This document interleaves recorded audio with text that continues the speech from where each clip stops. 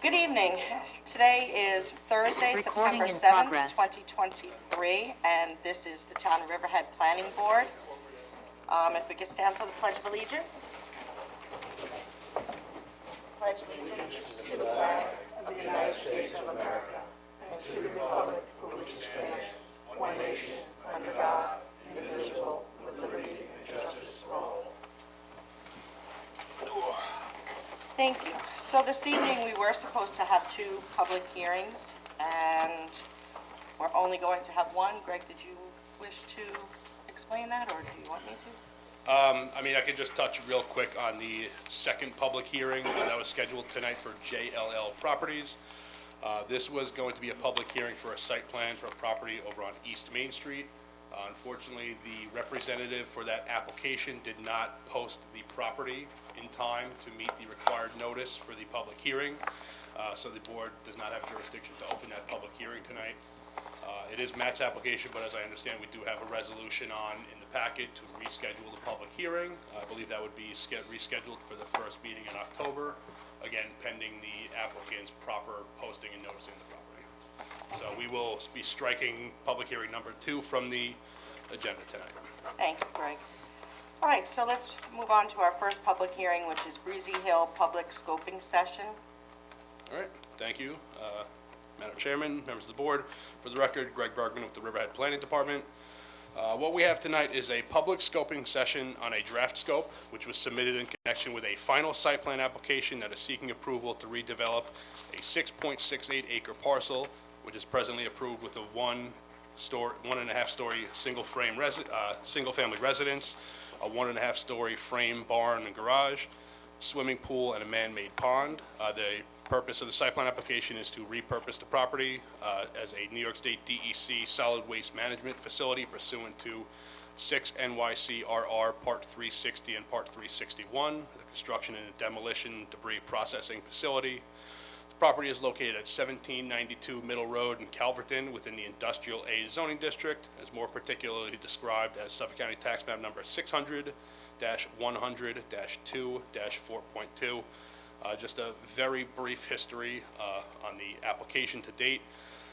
This board did issue a positive declaration when the the preliminary application was submitted. This board undertook a lengthy SECRA review process. There were numerous public hearings. The applicant and the applicant's representatives appeared before this board numerous times. That culminated in the adoption of a negative finding statement by this board. That was adopted on April 21st of 2022 by resolution number 22-037. Subsequent to that, by resolution number 22-038, again dated April 21st, 2022, this board issued a denial of the preliminary site plan application. Under the existing provisions of the town code, there was a mechanism whereby an applicant can proceed with a final site plan application, even in the event of a denied preliminary site plan application. The applicant did resubmit with a final site plan application, and they submitted the draft scope, which was consistent with the requirements of resolution number 22-038. So the draft scope was posted on the town's website. It has been made available for public review, and we have a public scoping session tonight to receive comment on that draft scope. Thank you. Who would like to come up on this? No one? I have a question. Okay. Greg, has it ever been decided if they've chosen to go with a wholesale operation or a retail operation? Has that been clarified? It's not been clarified, but that is one of the items that is detailed in this draft scope, and that is something that will need to be fully flushed out and, again, fully clarified within the draft supplemental EIS. Thank you. Also, Greg, while you're there, I know that there was stop work orders issued. Are you aware if there's work going on there now? Is there any activity? To my knowledge, there is no work going on. I have had numerous conversations with the New York State Department of Environmental Conservation. To my knowledge, there was material that was previously brought to the site. They were stockpiling material on the site. To my knowledge, that material has been removed. I believe the New York State DEC is satisfied with the violations that were issued. To my knowledge, right now, there is no active crushing or importation of material on the site. There is some just outdoor storage of material that is taking place on the site, but to my knowledge, there is no active crushing or importation of material taking place. Okay, thank you.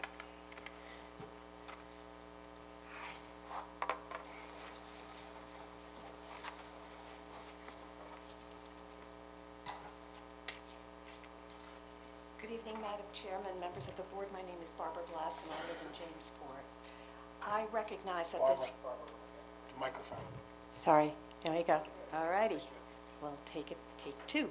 Good evening, Madam Chairman, members of the board. My name is Barbara Blass, and I live in Jamesport. I recognize that this hearing is on a draft scope submitted by the applicant for an SDEIS on what they call an asphalt crushing, concrete crushing and screening facility. I respectfully ask that the Planning Board, as lead agency, seek clarification once again from the Zoning Board of Appeals on its 2018 determination. I am neither criticizing nor disparaging that determination, but merely asking whether, given a more accurate and complete description of the operation as we now know it, if their determination would have been the same. In 2017, the applicant received a denial letter from the chief building inspector stating that the proposed use as a construction and demolition debris processing facility was not permitted within the Industrial A district. The applicant disagreed and sought legitimately an interpretation from the Zoning Board of Appeals.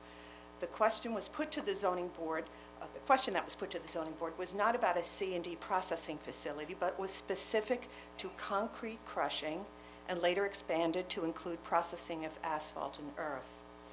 The ZBA determination was that the town code does not per se prohibit concrete crushing as a use, and that determination gave life to this application.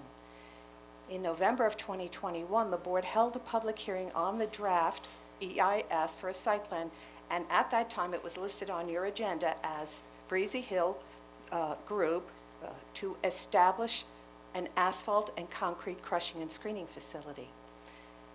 The engineering report included in that EIS for the required DEC Part 360 permit said the facility will, quote, operate as a construction and demolition debris handling and recovery facility that accepts concrete, asphalt, rock, brick, and soil for processing.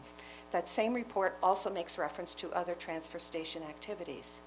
Clearly, the language used in the interpretation sought from the ZBA in 2018 did not completely and accurately describe this solid waste management facility.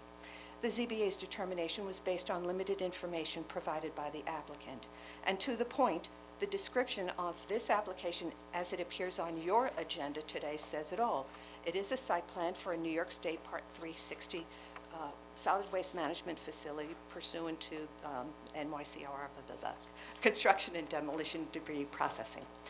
Now we have a more complete and accurate description and understanding of this facility and are calling it what it is. It is a DEC Part 360 solid waste facility. So I will circle back to the beginning and respectfully suggest once again that you seek affirmation from the zoning board on whether the use as we now know it was captured in their original determination. I thank you very much for your time and attention. Thank you. Anyone else?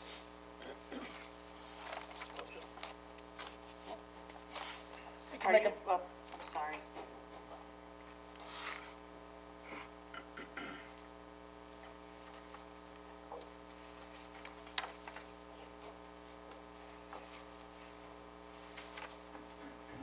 Good evening, folks. My name is James Goraleski, 1776 Middle Road, Calverton, New York.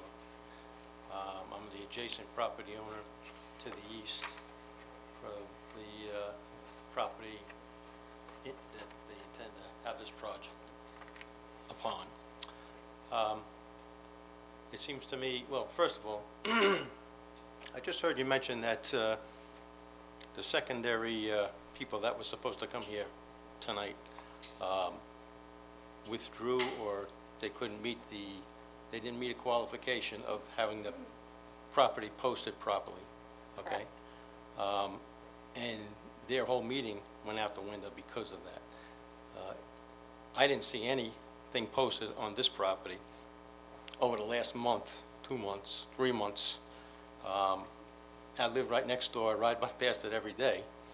But we're having a meeting here for a project that, as far as I'm concerned, wasn't posted properly. I'll leave it at that. We have the same people coming back for a very similar project that was already turned down. The same traffic problems, the same dust, the same visual blight. And if they're gonna go with an organic waste facility, all right, rather than concrete, then we have an expanded problem base of possible fires and odor in the neighborhood. All right, I was against the previous project. I'm in the same position now. There's residences in the area. We already got groundwater problems in that area. This is just gonna add to the issues we have already. I'll leave it at that. Thank you. Greg? Ask your question. You ask it every time about the posting. I did, just to clarify, I'm not downplaying what Mr. Goraleski stated. A public scoping session is not the same thing as a site plan public hearing. Our town code does not have the same requirements for posting a property for a public scoping session. Okay, thank you. All right, anyone else? I think when this project has been around a long time right now, I think there was a question of traffic and ins and outs, entering the site, leaving the site, and the amount of traffic that would be generated. And I'd like to bring that up again. I'd like to have that addressed. In addition to that, at the same time, because it's really the same thing, we did talk about the hours of operation and the days of operation.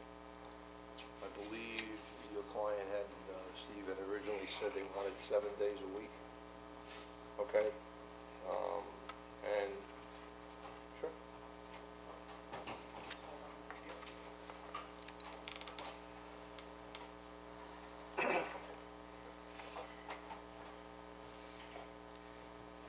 Good evening, Stephen Lo Squadro, 649 Route 25A, Rocky Point, New York, on behalf of the applicant. I just thought I might, with respect to Mr. Nenaro's question, say two things. One, my recollection was that initially there was a question of, did the applicant want 7 days? But I understood that the applicant always, as conveyed through us, said, no, it would be 6 days, and that further, the hours would be subject to working out with the board what the board thought would be most appropriate under the circumstances. In other words, there was never anything cast in stone, if you will, and certainly there's always a willingness to adopt and ultimately craft hours that would be to your liking, as you saw most fit for what operations would be in the area, taking into account, of course, that there are similar type of businesses, including other businesses, almost immediately adjacent that actually would have uses, as I've seen, and I think as we've all observed over time, that are more intense than what's proposed here. That's number one. So that is something, to your point then, that as part of the scope here and what's going to be investigated, I'm sure by Mr. Seaman, that we'll be responsive to, and we'll make sure that there are appropriate answers given, again, to your satisfaction with respect to the hours. And then also to Mr. Denseski's point, as mentioned earlier, all of those type of questions, wholesale, retail, we're prepared to answer that in full, because as you're right, of course, the manner in which that would be done relates to what the town code calls for under the circumstances, and we'll make sure that that's very well clarified. And I think that's really the purpose of what we're doing here now, because there were certain questions that came up. We have a representative here from Nelson and Pope. Mr. Voorhees couldn't be here himself, but he's spearheading the overall response and what's going to be submitted in response to the scope that's established here. And all of those things will be answered, again, to your satisfaction, to the best of our ability, because, again, Mr. Denseski, you're right, those things have to be clarified. And I think earlier in the process, which is why we're here now, I think they weren't to the extent that they should have been, and I think also then there was some misunderstandings, or there were some things that were not quite established fully, for instance, with respect to water, or whether a well was going to be used or not, and Mr. Voorhees informed us that his take on that was different, and that what he meant to convey was that there would be public water and that the applicant would bear that cost. All these things now are going to be clarified and set forth fully as part of this process. And if there's anything else, of course, I could answer. But I just wanted to follow up on that, taking into account that Mr. Nenaro had that question, so I thought I would just put all that out there for the record as we embark on this process. Thank you. All right, thank you.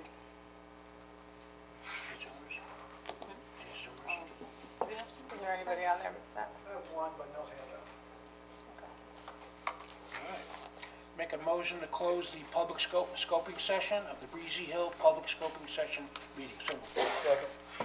Vote, please. Bear? Yes. Nenaro? Aye. Hogan? Yes. Nacesky? Woski? Yes. All right, let's move on to our discussion items. We have JLL Properties with Matt Charters. Greg, Oh, you took care of it, you know? oh, Good, all right. So cross that off. All right, do we have any public comments on the resolutions? No? All right, I'll move resolution number 76 for J&L Property, scheduling a public hearing for next month. Second? vote please. Bear? Yes. Nenaro? Hogan? Yes. Nacesky? Aye. Woski, yes. Do we have any public comments on all matters?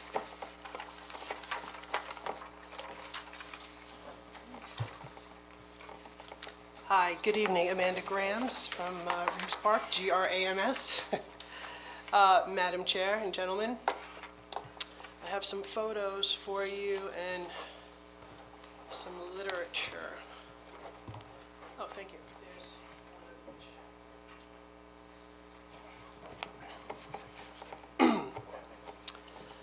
each. There are two photos that are going to be given to you. One picture is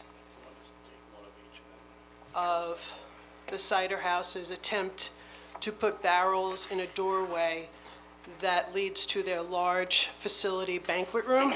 And picture number two is another like venue area for 60-plus person capacity for events. And that's as soon as you walk in, that placard you can see. So I went there on Friday of Labor Day weekend. I was able to speak to a manager where he also handed me literature, which we spoke about last time I was here at the podium, that you can have your take at any of their event spaces. I was then told they were going to go through a permit phase, and they were going to then start to take reservations for the large room, where, of course, my eyebrows were raised. The party literature and advertisements doesn't just stop there. I also have, of course, in Dan's paper, full-page ads for events. The public has been here every step of the way. We implored you to preserve Sound Avenue and to realize that the covenants in place are there for a reason. But that wasn't so, and you voted to change that. I was here last month at the meeting, and I gave each and every one of you your own resolution, and I showed you the current website of Cider House and their advertising for catering that is also going on. I also told you I was dropping off the same exact package to code enforcement. Now before you, this is a month later, I'm showing you proof that still what you have in your resolution, which I will read out loud in a second, is not being enforced. So how does it really work? How does your resolutions make it to code enforcement, and then code enforcement goes out there and does their work? Because it seems to not be happening. Page 5 of your resolution, sorry.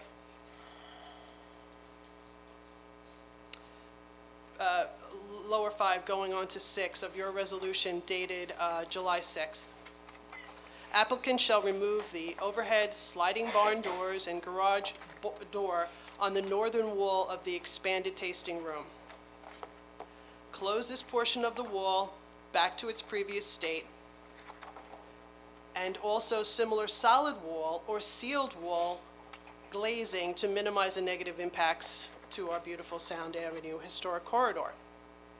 So, because that's not done, and those barrels are in the way, is he now playing around with this other event area so he can have that instead of the bigger space?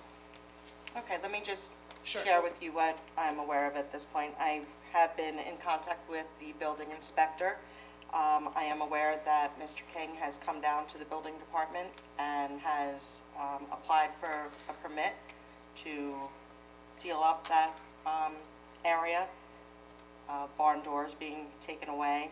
Okay. I am not So sure. barn doors would be the event. If you look really closely at that, it says event placard. If you look at the sides, there's 2 barn doors there. So if those are going to be shut permanently and the barrels are going to be taken away at that far back banquet room, that's what we're looking at. Also, on a side note, I walked the entire parking lot, and I don't know where he's going to put 30 spots. Do you? You walk the entire, he already has lines already down for the spots that he's been using. So where is he going to have more space for an additional 30-plus spots that he wants? Is he applying for some kind of permit to change all that, or skew? I don't know, but I walked the entire perimeter, and everyone is striped already. I personally don't know that answer, but I will look into it. Thank you, I appreciate it. You know, I just don't want us, as the public, to be taken advantage of by another money-hungry person who doesn't live here and just wants it for their own, you-know-what, rather than for our beautiful enjoyment. And there was an article, I think it was in Riverhead Local, about the family atmosphere that this place brings. Well, I went there, like I said, on Friday, and not only were there families, there's kids running around, there's dogs running around, there's a whole big hoopla going on in there. So I hope that code enforcement's gonna go down, and I hope that this is gonna be taken care of in a timely manner. I mean, there are some people that get fines for less than this Right. and faster than this. I believe, though, and I think that Matt is going to come up and speak about this, but there is a time frame that the applicant Wonderful, has. wonderful. We're getting some great answers tonight, and I appreciate that.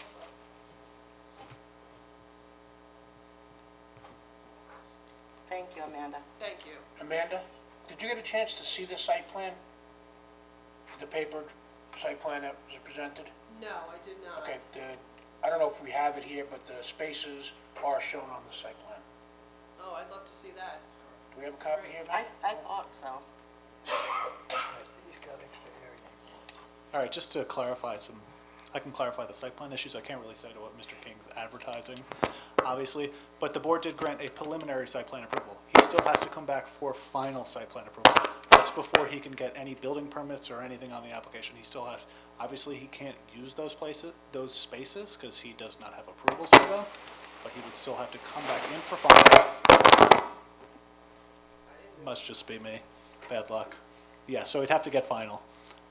Plans would have to be signed. Then he would proceed to the building department to rectify those issues. But at this point in time, he has no approvals to use any of those areas. Obviously, Ms. Graham went to the correct place, went to code enforcement to, submit a complaint about things that are not going on correctly there, potentially. Where is he going to have the extra spaces? The extra spaces are shown on the site plan. They are on the Ostrander? Correct, right? Ostrander? Osborne, sorry. Always get the two confused. Osborne Avenue side. So on the north side of the entrance, that's on Osborne. There's some spaces in there going to expand some of the spaces along the south side of that entrance as well. So actually like the turn-in part? Correct. Yeah. More accidents. Just a quick one also. If in fact he goes and gets these permits, he might be allowed to then he might be then allowed to use said spaces if he gets the permits for them. Whereas in your resolution, it says wall it up. So that's why I'm at a, You can't get building permits outside of that. So anything that's not approved, you can't get permits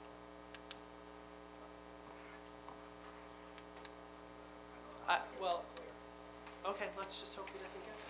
Do you have a copy in planning? If Ms. Graham wanted to come down during the week, do you have a plan that, If you want to come down tomorrow, this way you can see where? Thank you. Okay. Thank you very much.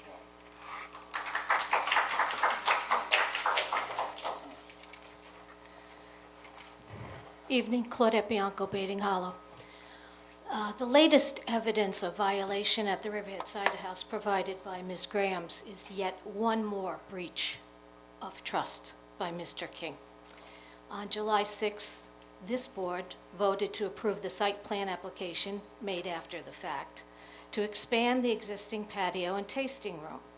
By a vote of 3-2, it was approved despite the opposition of many residents. At that meeting, Mike Foley requested a motion be made to move to reconsider. His request was denied, and the resolution was adopted, much to our dismay. In light of the latest violation, I hereby request that you take a different approach. You can move tonight to amend your previously adopted resolution number 2023-046 and include additional covenants and restrictions, as well as clear and explicit penalties for any future infractions from this serial violator. Any board member can make this motion regardless of how they voted on the previous resolution, and according to Robert's Rules of Order, a motion to amend can pass with a majority, regardless of whether any previous notice was given. It must be put into writing that any further defiance will result in serious consequences, and it must also be delineated what those consequences will be. Clearly, his repeated lack of compliance and transgressions have proven that his word cannot be trusted. I urge you to act on this now. Your authority has already been undermined, and the message has been sent that adhering to rules is optional. The evidence of that is a recent revelation of activity at the Island Water Park, which has been used by parties despite not having a certificate of occupancy. It is incumbent on this board to act and set a precedent for future violators. Thank you for your time.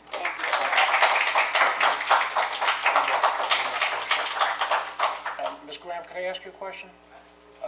Did you take these photos? You did. Was the business open or closed at the time? Oh, it was Friday, 4 o'clock. It was, okay, because I do see the barrels in front of the one room, and on the other side, I see the chairs all up on the tables with a closed sign. Yeah, it says for events, that room, but if you look on the sides, there's 2 barn doors there. So those barn doors they were shut probably at one time. The barrels are to the larger banquet room that's in the back, so you go Right. past the bar, and then there's the pizza guacamole thing, and then you look down the hallway, and there it is, it's right there. Okay, thank you. Thank you for asking, I appreciate it. Anybody else? Okay. Oh, Barbara's turn. Oh.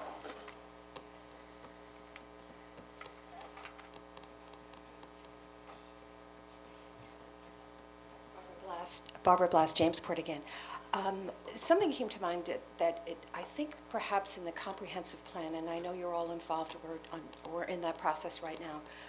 This is the second time, actually, that a solid waste management facility has tried to gain life through an interpretation at the Zoning Board of Appeals. The first one was the anaerobic digester, and that was denied as it was not a manufacturing facility. If our code, we took great lengths when we downsized industrial B in this town. We have no longer heavy industrial uses here. What here is all that's going to be. And some of those kinds of uses would have been more appropriate in an industrial B zoning use district. We don't have that any longer. So now to somehow address those kinds of uses, and they're intense uses. I mean, you go through DEC Part 360, you could look to see what's all that's involved. It's not something that should just come in through the back door in some vague kind of interpretation, and I don't mean to, again, disparage anything that the zoning board did. They did what they did. They were asked for an interpretation on something very narrow.